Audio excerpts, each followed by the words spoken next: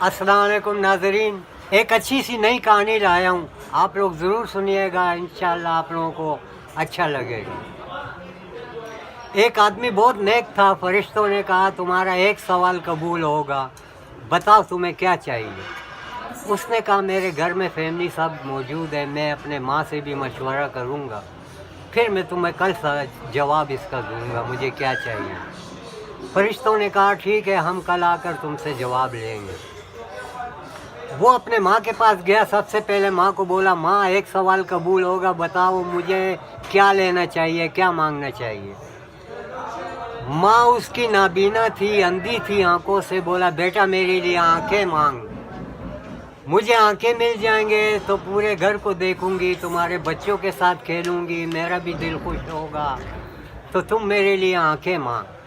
फिर उसने अपनी बीवी से मशवरा किया, एक सवाल कबूल होगा, बोलो क्या मांगू।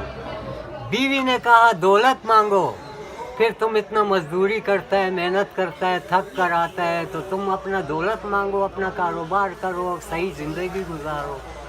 फिर वो अपने साथ मशवरा करने लगा, माँ ने तो आंखें मांगा ठीक है, बीवी ने दौलत मांगा ठीक है, मुझे औलाद चाहिए। फिर उसने इन तीनों सवालों को एक ही सवाल में हल किया अपने ज़हन में। फिर फरिश्तों सामने आए दूसरे दिन, बोला बोलो तुम्हें क्या चाहिए।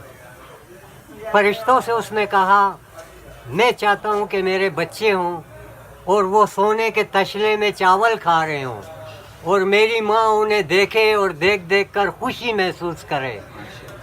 तो फिर उसके ये तीनों सवाल एक सवाल में कबूल हुआ, और फरिश्तों ने भी माना कि वाकई इंसान अशरफुल मखलूक़ात है।